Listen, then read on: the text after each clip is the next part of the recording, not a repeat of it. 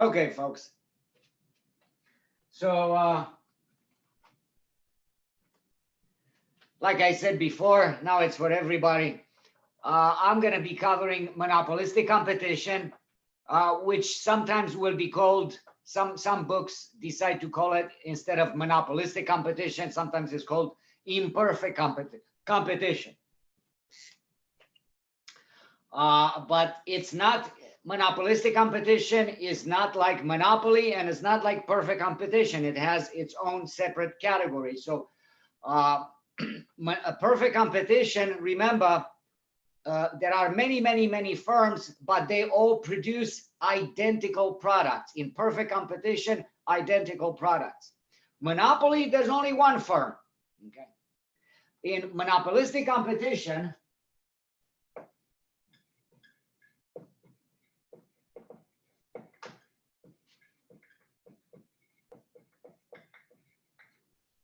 the characteristics for monopolistic competition is we have many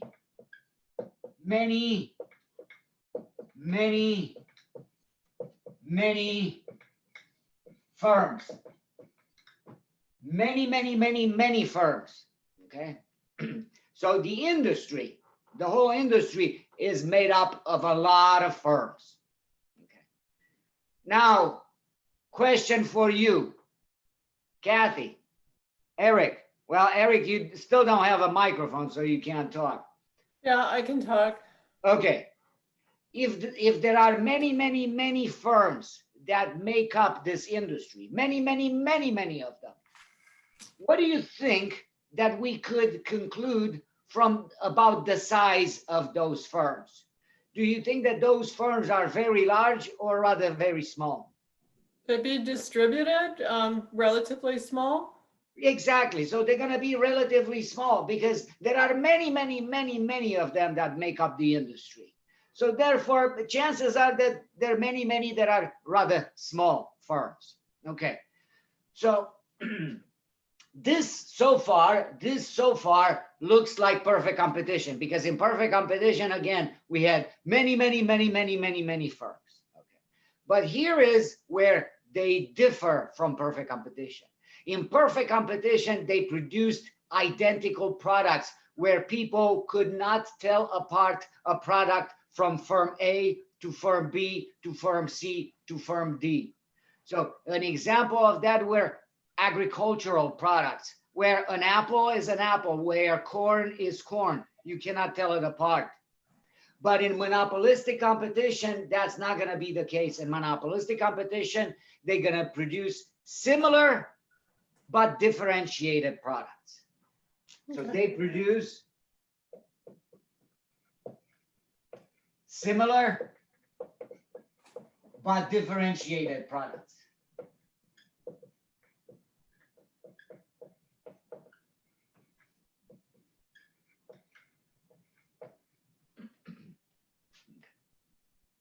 So it's no longer where you could say, well, this product of firm A, it's exactly the same as firm B, is exactly the same as firm C. We can tell the difference between them. So what would be an example of such a thing? It would be like restaurants. Restaurants are firms that are in monopolistic competition. Well, there are many of them. They're relatively small, and they produce similar but differentiated products. You cannot say they all produce food. No, because one produces this type of food, another produces another type of food, and therefore they are differentiated. We can tell them apart. And just a quick question, if firms want to further differentiate from each other, if a restaurant wants to further differentiate itself from the rest of the restaurants, what might they do? They may use, I'm not going to get this one. yeah, they may advertise. They may advertise. So you're going to see advertising in this type of an industry where the firms produce similar but differentiated products. Let me ask you this. Let's say we're looking at, not that this is an example of, but I'm going to use it as a poor example. but nevertheless as an example. In the toothpaste industry, would we say that it's perfect competition, that all the firms produce exactly the same product? Or would we say that the firms produce similar but differentiated products where the people can tell apart, where they have favorites? If Yeah, you yes. cannot tell exactly, so it's going to be similar but differentiated. Because if you could not tell them apart, you wouldn't have a I'm favorite. sorry, I'm dead brain on this. That's okay. That's okay. So you wouldn't have a favorite if you couldn't tell them apart. So obviously you tell them apart. You know, I like Crest. Somebody likes Colgate. Somebody likes Aquafresh or Sensodyne or who knows what. Okay. All right. So we can differentiate it. We can tell it apart as a consumer. Yes. Okay. Yeah. Now, who determines the price? The firm determines the price. The firm is going to set its own price. Okay. Unlike perfect competition, where the firm was a price taker, the price was determined in the market by the forces of supply and demand, and then the firm was a price taker in perfect competition. Here, in monopolistic competition, the firm will set its own price. And what price will they set? The maximum that gets them away with selling whatever profit maximizing quantity that will be. Okay. Next question, next characteristic of monopolistic competition is this. Folks, since there are many firms, we also concluded that the size of those firms must be small, rather small. So then the next question is, what do you think? Is it going to be very hard or rather easy to get in and out of this industry? It's got to be easy. Easy, exactly. It's going to be easy. In monopolistic competition, the same situation. It was easy to get in, easy to get out. If there were economic profits in the short run, if there were economic profits, others will come in and they will chip away at those profits. And in the long run, those economic profits would go down to zero and you would make just a normal rate of return, which is perfectly fine. Zero economic profits means that you are making a normal rate of return. And that's perfectly fine. So like in perfect competition here, it's easy to get in and easy to get out. If there are negative economic profits, firms will start getting out, and that is going to leave a little bit more money for the rest of them, and they will get out until there will be zero economic profit. And at zero economic profits, there is no more reason to get out because you are making a normal rate of return. Okay. So like in perfect competition, in monopolistic competition, in the short run, anything is possible. Positive, zero, and negative economic profits. But in the long run, only zero economic profits are possible. Because if in the short run there are positive economic profits, others will enter. If there are negative economic profits, firms will get out. And therefore, in the long run, only zero economic profits are possible. Now, with monopoly, the monopolist is able to have positive economic profits in the long run. And the reason is there were barriers to entry. Whether the barriers were because of a patent, or the barriers were because of the size, or the barriers were because of a license, so it was either economic scale or it was a legal barrier to entry. So monopolists had a barrier to entry. So even though they are making positive economic profits, abnormal profits, they're able to keep everybody at bay, and they are preventing others from coming in, and therefore they can have those positive economic profits in the long run, time after time after time, because nobody's coming in and chipping away at those profits. That is not the case with perfect competition. That is not the case with monopolistic competition. Okay. Now, let's take a look at what the graph looks like for a monopolistically competitive firm. And this is the reason why we have a rather very short discussion of monopolistic competition, because the graphs will look exactly the same as for monopoly. Okay.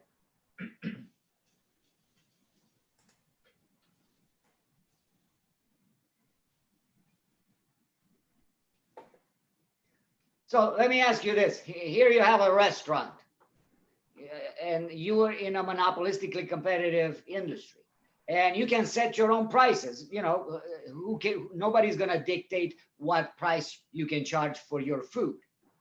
But now, if you set a price that is very, very high, are you going to sell a lot or not so much? Not so much. Not so much, exactly. And as you lower the price, of your food, what's going to happen to the quantity demanded for your food? Increase. It's going to increase. Well, in other words, what you're telling me is that the demand for a monopolistically competitive firm is going to look like this. If the price is very high, quantity demanded is low. And if the price is low, quantity demanded is high.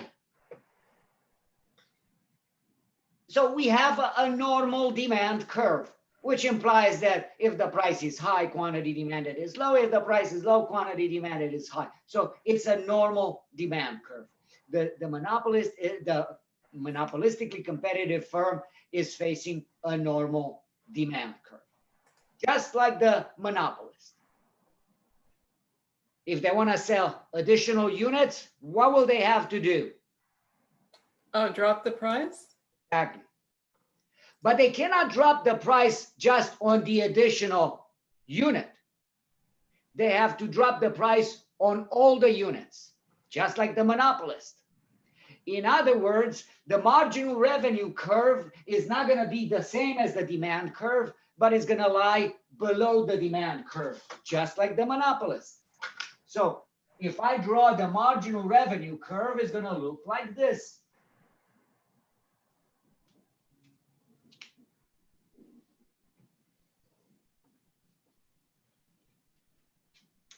Because they have to lower the price. If they want to sell more, they have to lower the price, but not just on the additional units, but on all the units.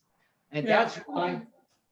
that's why the price is going to be above marginal revenue, which is the contribution of that particular unit to the revenue. So if you sell an additional unit, you have to lower the price on all the units. So the contribution of the additional unit is not just the price that you're selling for, it is the price that you're selling for minus how much you had to lose from lowering the price on all the previous units. So that's why marginal revenue is less than the price that you're selling all the units for, because it is the contribution of the additional unit minus how much you lost from lowering the price on all the previous units. Okay, so remember how I told you, I said, well, let's say that you sell one unit at $20. Well, what is the contribution of that first unit that you sell at $20? And obviously the answer is it contributes to the revenue $20. But then if you want to sell 2 units, you cannot sell them at $20. You're going to have to lower the price. And you're going to lower the price to $19. Well, if you lower the price to $19 on both units, well, what is the marginal revenue? Well, let's see. With 1 unit, the total revenue was $20. With 2 units, total revenue is $38, or 19 times 2, the price times 2. 19 times 2 equals $38. That means that the second unit contributed $18, right? From 20, total revenue goes up to 38. So the contribution of the second unit is $18. But you're not selling it for $18, you're selling it for $19. So how come you're selling the second unit for $19, but actually it contributes only $18 to you? Well, because you're selling it for $19, but you also lost $1 when you lowered the price on the previous unit, the first unit, you had to lower the price to $19.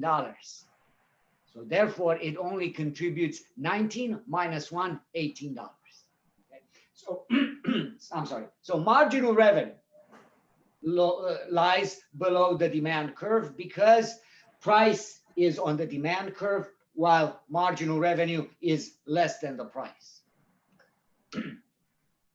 What do we need next? We need marginal cost. How much each unit contributes to the cost. Well, marginal cost looks like a regular marginal cost. It goes down and then it goes up. Just like in the case of the monopoly. Same type of marginal cost curve. At first, it starts going down, and then past a certain point of production, it starts going up. So it's a regular marginal cost curve. Well, how many units will the profit maximizing firm produce? They will produce the Q star that maximizes the profits or minimizing the loss, depending on whether it's making a profit or a loss. You want to always produce at a point where a marginal revenue equals marginal cost. So this is the Q star here. You find where MC equal MR, like we did in Monopoly. And then you go down and this is the Q star. That's the quantity that you want to produce. And if you make a positive economic profit, you're going to make the maximum. If you make a loss, you're going to make the least amount of loss by producing a Q star. So it doesn't matter whether you're making money or losing money, you want to be producing a Q star. Now, how much are you going to charge? Well, the maximum price that we can charge and still sell Q star units, you find it up on the demand curve here. That's the price, that's the maximum price that we can charge and be able to sell Q star units. Now, we got to determine whether we are making a profit or a loss. For that, we need a new curve, the average total cost curve. Let's say the average total cost curve looks like this. Well, if that's the case, can anybody tell me, anybody who's watched the video on Monopoly, is this firm making a positive economic profit or a negative economic profit? What do you look at to determine whether you're making a positive economic profit or a negative economic profit? You look at where is the price, how much you're getting from each unit, and the average total cost, how much on average each unit costs you. So which one is greater? It is making profit. Yes, absolutely. As you can see, the average cost of a unit, you go from Q star all the way up to the average total cost curve. And that's the average cost of a unit. And like you said, we're making a profit because, folks, this is the price, $10. This is the average cost of a unit, $8. We are making a profit of $2 per unit.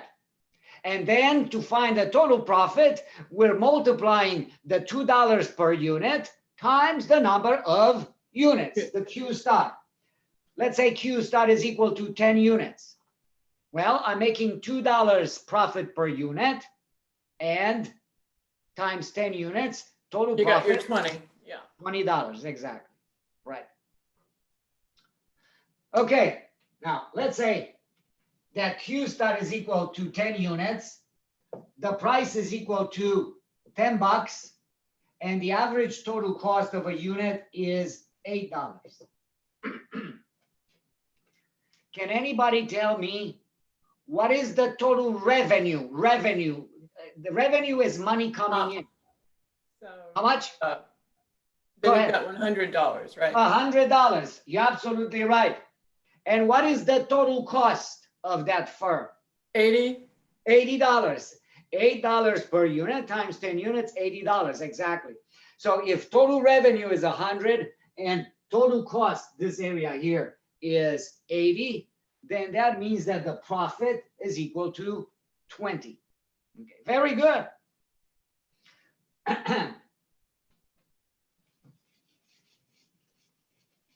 Folks, everything that I did in Monopoly will apply exactly the same in monopolistic competition.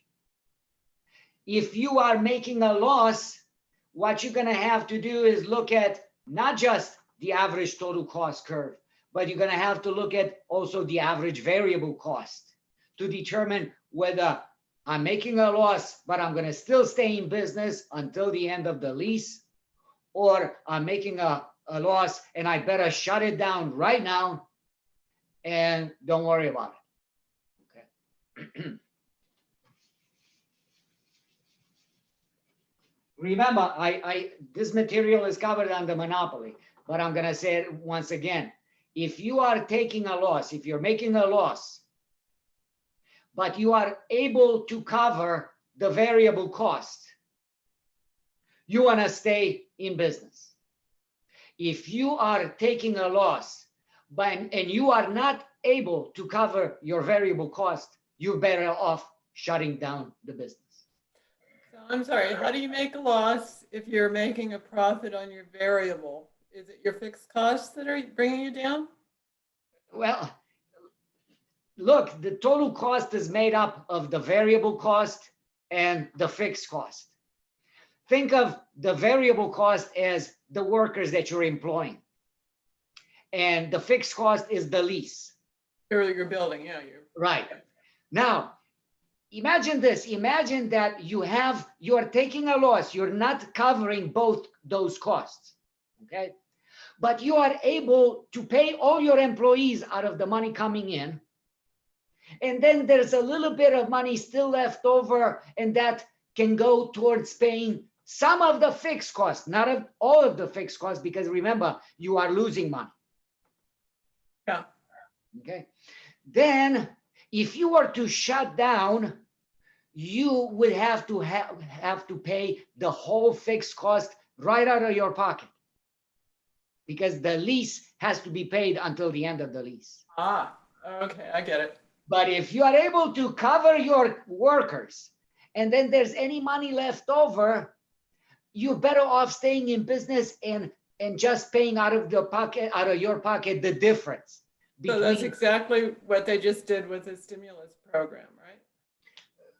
Right. To keep the people employed until September 30th. Exactly. Okay, thanks.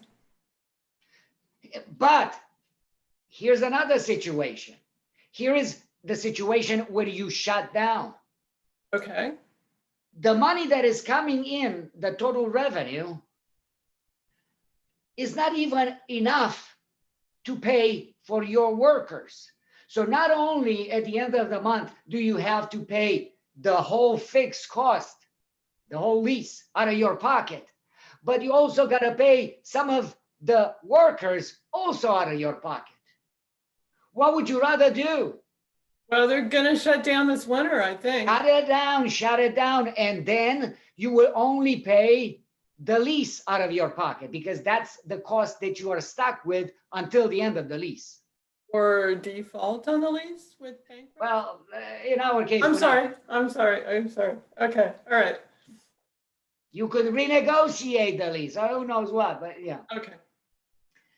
So if you cover the variable cost, you're going to stay in business. You're losing money, but you're staying in business until the end of the lease. But if you're not even cover the variable cost, you're going to let everybody go. You get rid of that variable cost, and you're going to be stuck with the fixed cost. But that's better than being stuck with the fixed cost and some of the variable cost. Very good. So, I'm sorry. I'm a little hoarse. Anyway, if you want to go, because I went into detail in Monopoly over this situation. Remember, if you're making positive economic profits, it's fantastic. You are making abnormal profits. If you are making zero economic profit, in other words, the price is the same as the average total cost, you are very happy because you are making a normal rate of return. You're not ecstatic, but you're very happy.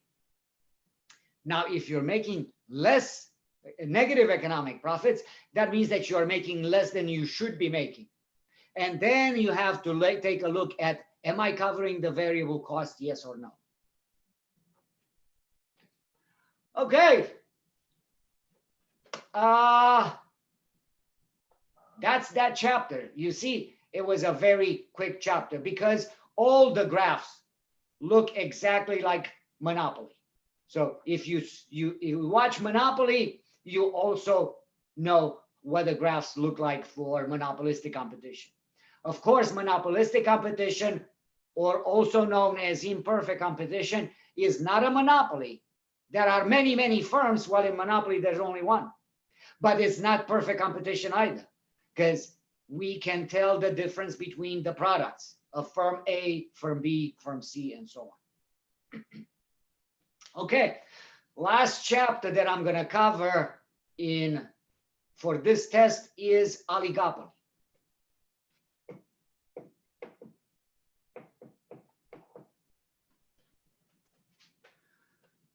Oligopoly is a situation where a few firms make up the industry.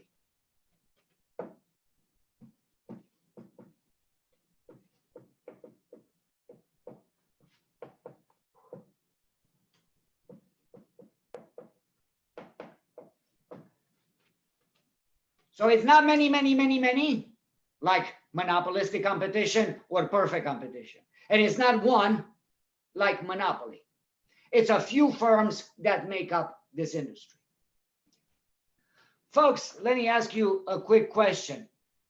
What would you conclude by the fact that the industry is made up of a few firms? Resources to be controlled? No, I'm asking about the size of the firms. Is it going to be relatively small or relatively large if a few firms make up the whole industry? Remember, in monopolistic competition, there were many, many, many, many, many, many of them. And our conclusion was that they must be rather many. Small, right? Yeah. And so the natural answer would be few, but then is the distribution of power between those few? Well, yeah, I mean, they're not going to be equally the same. It's not going to be, let's say, 5 firms and one makes 20, the other one 20%, the other, it could be that one is 30%, one is 10%, and so on. So in most industries like this oligopolies, you're going to have a dominant firm that is usually the largest one. What do they produce? They produce similar but differentiated products.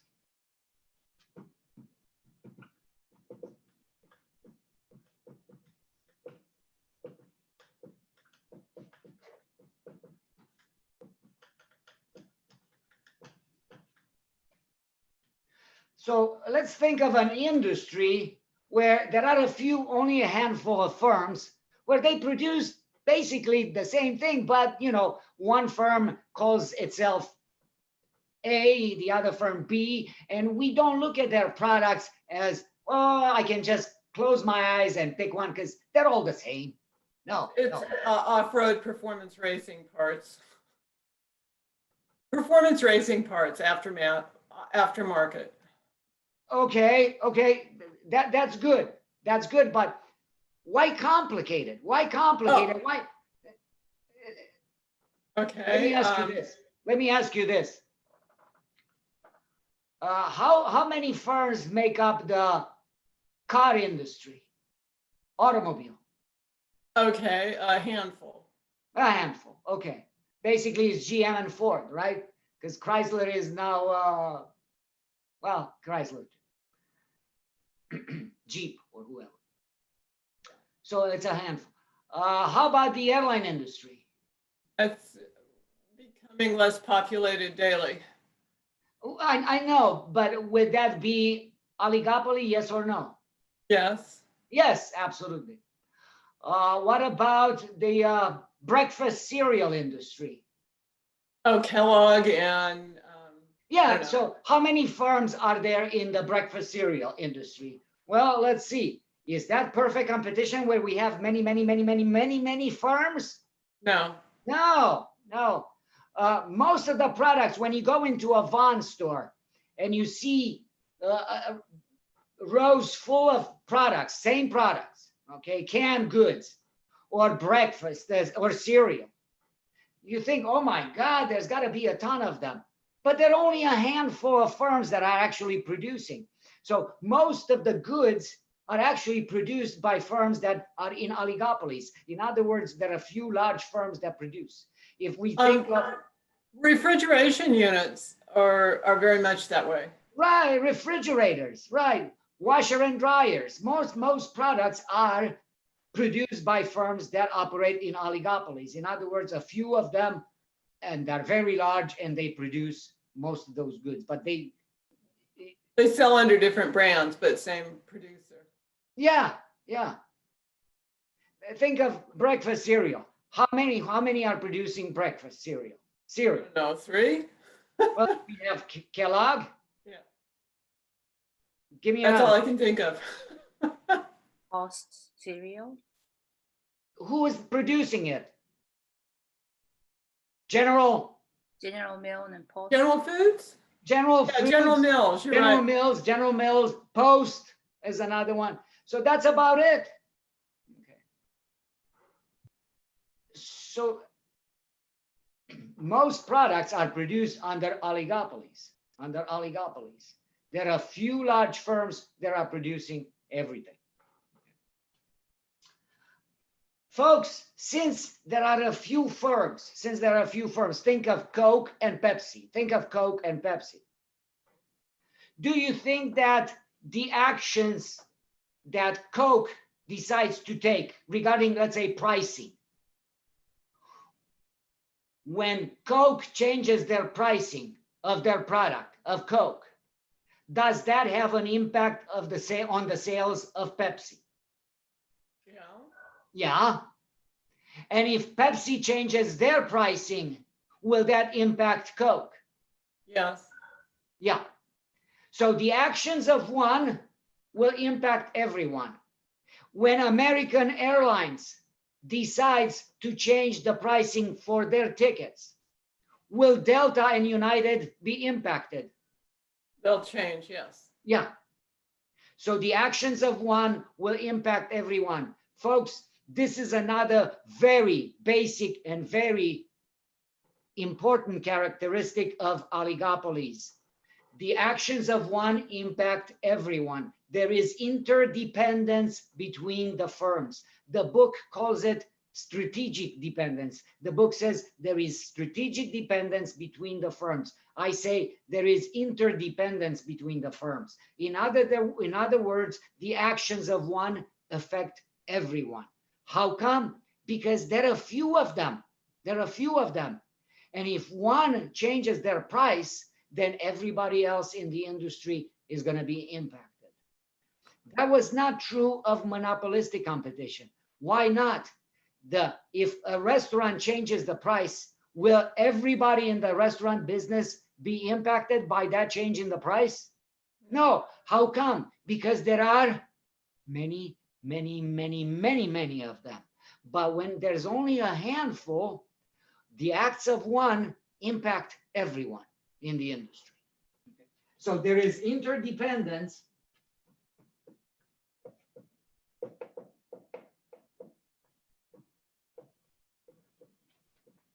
between firms.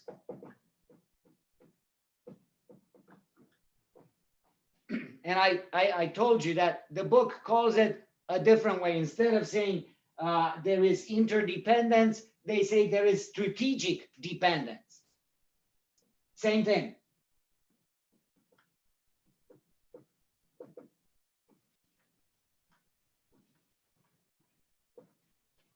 Between firms.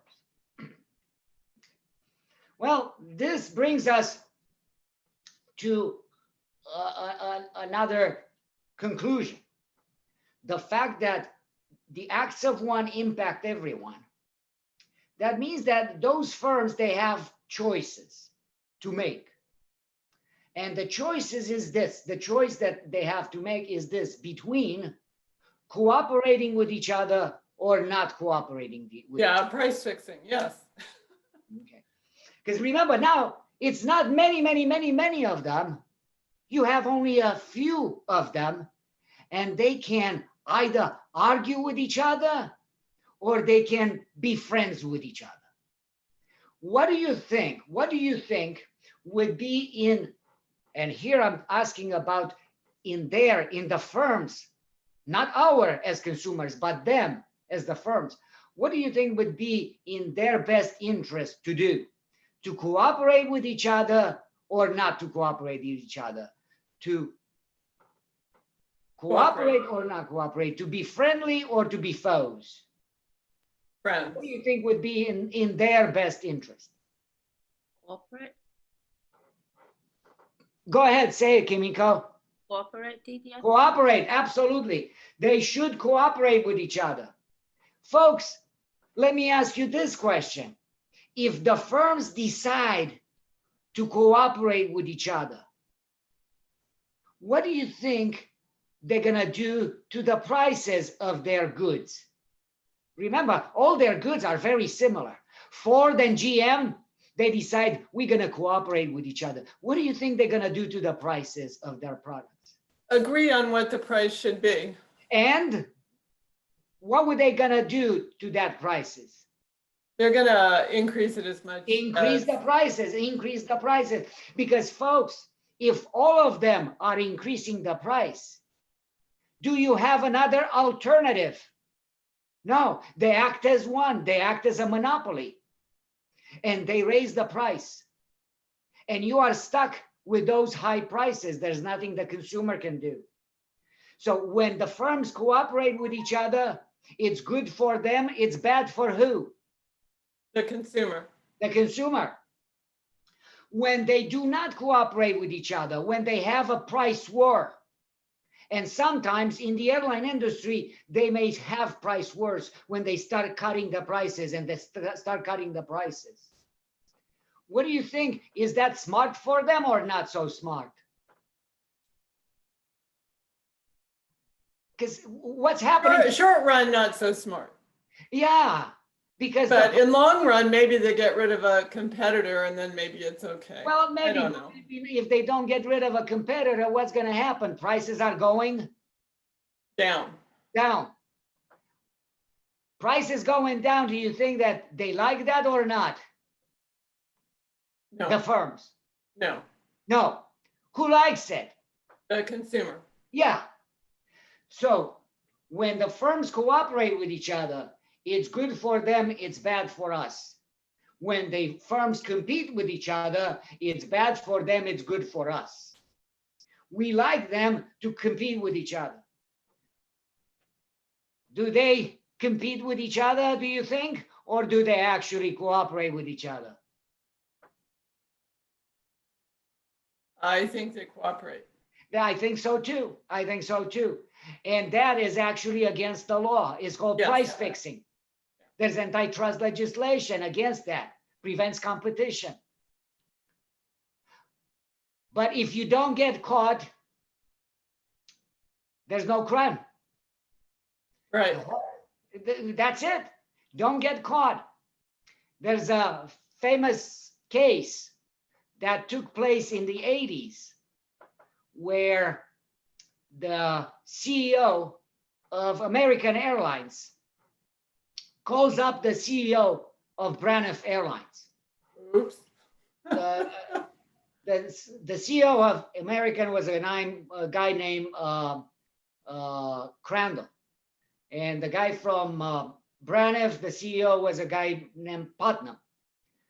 and they have a very frank conversation. And the Crandall, the CEO of American, say, hey, listen, raise your prices and I'll raise mine the next morning. You're gonna make more money and I will too. And the guy from Braniff said, we cannot talk about price fixing and stuff like that. The guy says, we can talk about whatever the heck we want to talk about. Well, it turns out that the guy from Braniff had the conversation taped. And he turned over the tapes to the Justice Department. They went after American Airlines. But American Airlines paid some rather large fines for inciting this price fixing situation. But guess what? Braniff Airlines, it went out of business. Yeah. The CEO, Mr. Crandall, the CEO of American Airlines, stayed on as CEO for another 20 years. Wow. The American Airlines, yes, they paid some fines. And initially, those fines were paid who? Not by the CEO, but probably by the shareholders in the form of lower profits. And ultimately, probably by us in the form of higher airfares, higher ticket prices. Okay. So even when they get caught, not much happens. Yeah. Folks, so obviously the whole idea is they cooperate with each other, but don't call anybody, don't email anybody, don't put it in writing. What's going to happen most of the time in those oligopolies? Usually the leader of the firms, in other words, the biggest firm in that industry, will raise their price, and then everybody will raise their price too. And without any contact, without any connection. And therefore, there's nothing anybody can do about it. So they do price fixing without anybody being able to prove it. Now, I want to talk about the following situation because it has a name. And I would talk about it because remember, we said that the firms in oligopoly, they are better off cooperating with each other. And here we come to something called prisoner's dilemma. So I'm going a little bit off of, we're kind of done with oligopoly, but I want to talk about prisoner's dilemma because prisoner's dilemma, it's a dilemma, and it has to do a little bit with oligopolies because it's about two parties and whether they should cooperate or not cooperate. We know that cooperating with each other, as far as the firms are concerned, it's a good idea. But prisoner's dilemma shows that two individuals, even though they would be better off cooperating with each other, they end up not cooperating with each other. Okay. Anybody heard of this prisoner's dilemma? No one. Okay.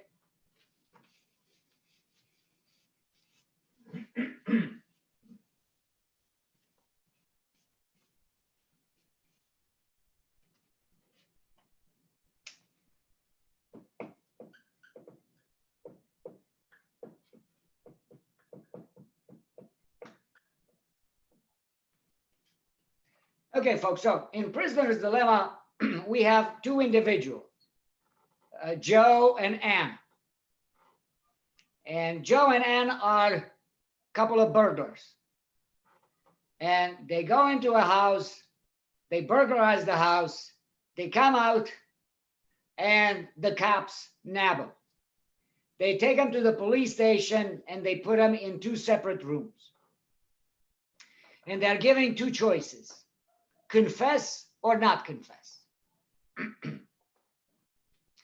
Folks, if one confesses and one does not, who do you think they're gonna give the deal, the DA? Who's gonna give the deal to?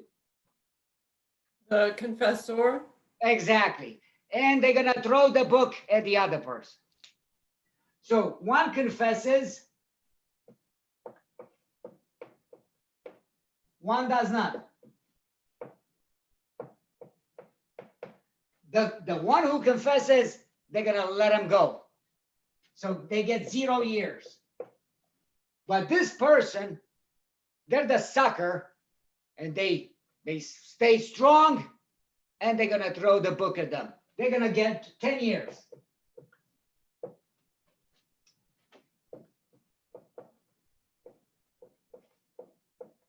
If both of them confess, they don't need to give any of them a deal, but they're not going to throw the book at them, and both get 5 years.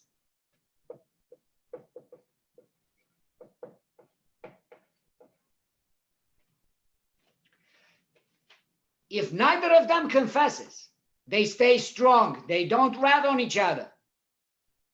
Well, they cannot get them on burglary charges, and they're going to get them on a lesser charge of possession of stolen property. And in that case, both of them will get 2 years.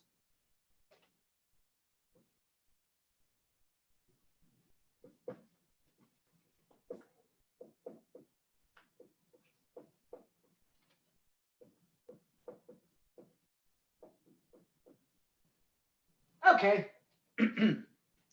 Now, let me write all those options that they have and the outcomes given those options in a matrix. So I'm going to write it like this.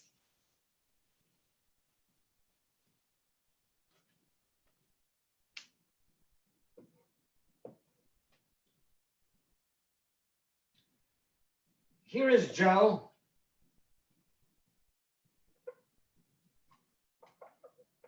And here is Anne. Whoops. Shoot. Well, it could have been Anne with just one N, but and they can have both have the same options: confess or not confess.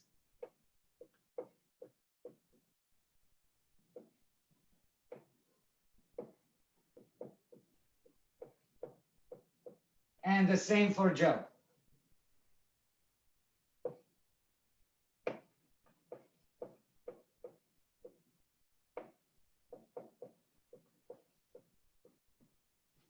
So Joe can confess or Joe cannot confess. Anne can confess or she can choose not to confess. Well, let's see what the outcomes of the game will be given those strategies, whether to confess or not confess. If both of them confess, both of them will get 5 years. So Joe gets 5 years and Anne gets 5 years. If Joe confesses, but Anne chooses not to confess, Joe is going to get 0 years and Anne is going to get 10 years. Let's see. What if Joe does not confess, but Anne confesses? Well, Joe is going to get 10 years and Anne is going to get 0 years. And what if Joe does not confess and Anne does not confess? Joe gets 2 years and Anne gets 2 years. Okay. So confessing is turning on each other. Not confessing is basically staying strong and not ratting on each other. Folks, what do you think would be the best solution for both Joe and Anne? Best outcome for both of them. Not confess. Not confess, not confess. In that case, if Joe does not confess, stay strong. Basically, cooperate with Anne, play friendly with Anne. Then Joe is not going to confess. If Anne stays strong and plays friendly with Joe, Ann is not going to confess, and we're going to end up with this solution for the game. Joe's going to do 2 years, and Ann is going to do 2 years. And for both of them is the best outcome. But what's going to happen in this case? Because we have a dilemma. Dilemma is something that is not easily explainable. Well, folks, here's what's going to happen. Joe is sitting in that room and is thinking. Let's suppose that Ann confesses. Let me suppose that Ann confesses. What should I do if Ann confesses? And says, well, if Ann confesses, I can confess and do 5 years, or I cannot confess and then 10 years. So if Ann confesses, Joe is going to want to confess. But then Joe says, but what if Ann does not confess? What should I do? Well, if Ann does not confess, if I confess, I'm going to do 10 years. If I do not confess, I'm going to get 2 years. I'm sorry, this is not 10 years, this is 0 years. If I confess, I'm going to get 0 years. If I do not confess, I get 2 years.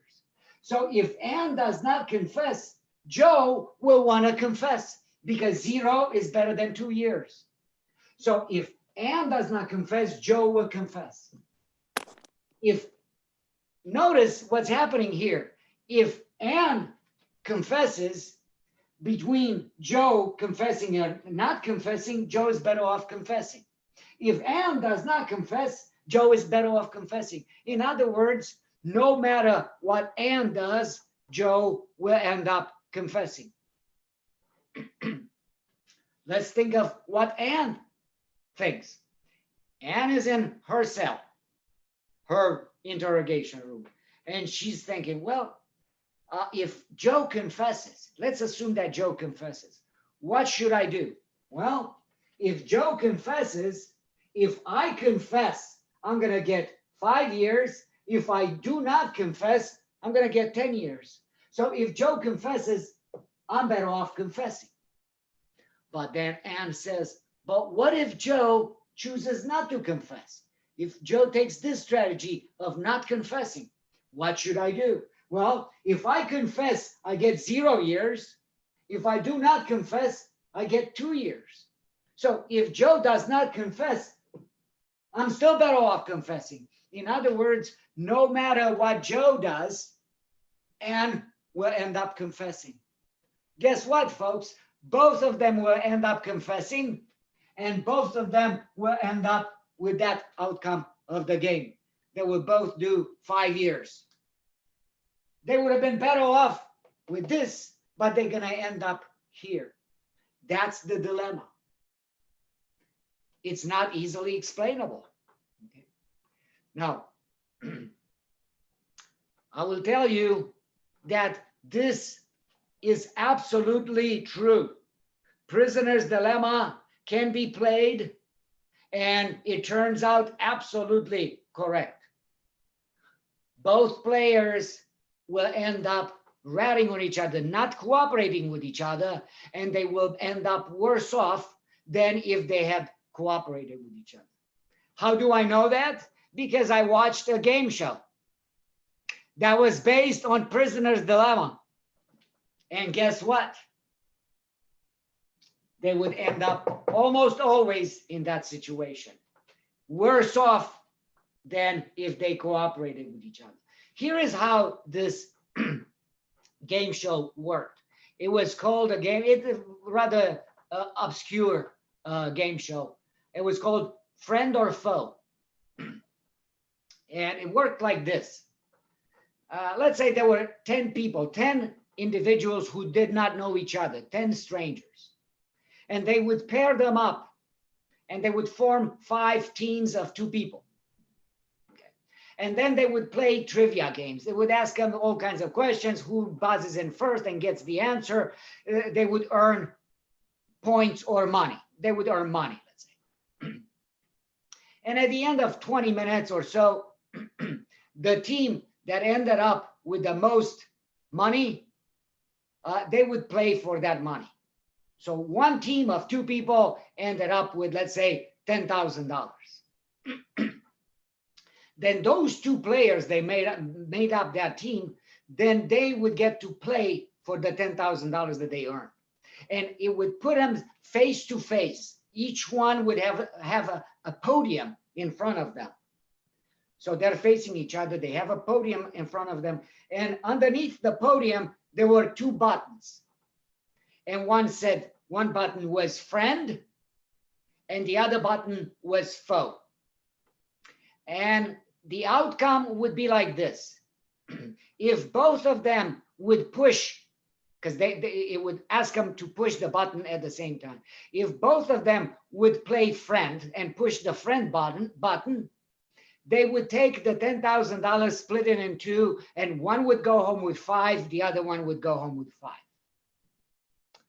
If one person play friend and the other person play foe, the mean person, the foe, would take home the whole $10,000, and the friend was the sucker, and they would go home with nothing. If both players pressed foe, then both players would go home with nothing. I can tell you that probably more than 95% of the time, what do you think was the outcome of those games? A friend and foe combo? No. Friend and No. friend. No, it would be foe, both of them. But they would go home with nothing. Yes, they would end up going home with nothing. They would not play friend. Let me explain how come. Okay. Let's say, Kathy, let's Yeah. say that I'm playing against you, okay? Right. All Okay. right. So you're in front of me, I'm here, I got the two buttons. And I'm thinking to myself like this. Let's suppose that Kathy plays friend. If I play friend, I go with home with $5,000. If I play foe, I go home with $10,000. So if you play friend, no matter what, I will want to play foe. Oh. Okay? So if you play friend, I want to play foe. But then I say, but what if Kathy plays foe? Yeah. Okay. If Kathy plays foe, I can play friend. And then Kathy goes home with 10 grand and I go home with absolutely nothing. So you feel like a schmuck, yeah. Exactly. I'm going to feel like a schmuck. I go home with the tail between my legs. Or if you play foe, I'm going to play foe. And we both go home with nothing. Both Okay. going home with nothing is preferable to me than me going home with nothing and you going home with $10,000. Okay. Okay. I don't want to be the schmuck. Okay. So no matter what you do, I will want to play foe. And Okay. you have the same thinking and you're going to play foe. And we both go home with nothing. Well, if prisoner's dilemma indeed works, then that means that when we talk about firms cooperating with each other in order to increase their profits, that doesn't jive with prisoner's dilemma, because prisoner's dilemma says they're not going to cooperate with each other. The dominant strategy, the strategy that you're going to take no matter what your opponent does, is not to cooperate. And both of them end up not cooperating with each other or confessing, and they end up with a worse situation than if they would cooperate with each other. But we know that firms cooperate with each other. They don't. They do. They do. They do. So where is this prisoner's dilemma missing? What is missing? Well, this game is played once. But if you start playing this game repeatedly, then you start learning and trusting each other and understanding that you end up worse off by not cooperating with each other. So when the game plays repeatedly, then there is an understanding, there's a camaraderie, if you will, that gets built in between the participants. Okay. Now, instead of me and Kathy playing, now let's say that Kathy and I are old friends. What do you think that we're going to end up playing, Kathy, if we are old friends? We'll have trust. We'll have trust, and both of us will play friend. Yeah. No more foe. Okay. But if you play the game with a total stranger once and you're never going to see that person again, what are you going to do? You're tempted to play Oh, and foe. to take advantage. Go home or go big or go home. Yeah. So in real life, this game is played repeatedly by players who are playing the same people playing against each other. Now you realize, hey, wait a second, we're doing something stupid here. We should be playing friends with each other because we're going to see each other tomorrow and the day after tomorrow. To give you just another short example of this, imagine you have an antique shop or a curiosity shop, and you have a customer who comes in every week, and they look at your stuff and they buy stuff and so on. Versus you have a customers who just flew in from Taiwan and they're going to fly right back to Taiwan the next day. And both of them ask you about this piece of this sculpture. Is it a replica or is it original? Who are you going to lie to? The regular customer or the person who's in from Taiwan? The single time customer. Exactly. If you play the game once, you go for the whole thing. But if you play the game repeatedly, you're going to be happy just to take a little bit less profit, but it's a steady profit. So that's what's happening with firms. The firms, they deal with each other all the time. So prisoner's dilemma does not apply. This certainly applies when you play the game once. So remember this, because you're going to see a question on a test. It actually, and it doesn't matter what the sorry, the matrix looks like. The dominant strategy in prisoner's dilemma is always to confess. To confess. And confess does not mean that they are cooperating with each other. It means that they are not cooperating with each other. So confess is the same as not cooperating with each other. And that's the dominant strategy. They would be better off cooperating with each other and not confessing, but they're going to end up confessing. Okay. So I'm going to post this lecture in Canvas. And then next Monday, I'm going to redo a review for the test. The test is next week. Thursday and Friday is going to be available. The following Monday, after you take the test, I'm going to go over the test, and then the makeup is in 2 weeks. So not next week. The week after that, on Thursday and Friday, is going to be the makeup exam. Everything follows like we had for test number 1. Okay, same idea.